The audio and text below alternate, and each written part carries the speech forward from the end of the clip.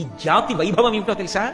తన మెడలో ఇలా తాళి కట్టగానే ఆయన నాకు దైవము అని భావిస్తుంది ఆడపిల్ల. ఆ చిటికిన వేలు పట్టుకుని సముద్రాలు దాటి ఖండాంతరములు వెళ్ళిపోతుంది.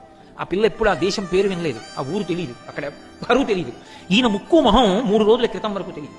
ఈయన చిటికిన వేలు పట్టుకుని విమానం ఎక్కి ఎక్కడికో వెళ్ళిపోతుంది. తండ్రి అలా పంపాలని జీవితంలో అనుకోలేదు.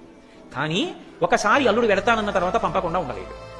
కానీ ఆ పిల్ల తండ్రి ఉండలేడని తెలిసినా కూడా వెళ్ళిపోతోంది భర్తతోటి చిటికిన వేలు పట్టుకుని.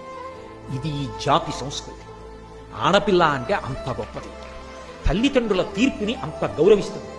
భర్త ఆయన నాకు ఈశ్వరుడు, తల్లిని, తండ్రిని, తోబుట్టువుల్ని, ఉన్న ఊరు, స్నేహితులు, చదువుకున్నది, తిరిగింది, బంధువులు అందరినీ వదిలేస్తుంది. ఆయన ఒక్కడే సర్వస్వం. వెళ్ళిపోయింది. ఇప్పుడు ఆలోచించండి, అలా వచ్చిన ఆడపిల్ల కన్నుల నీరు కారకుండా చూసుకోవడానికి ఎంత ప్రేమతో పురుషుడు ప్రవర్తించవలసి ఉంటుంది.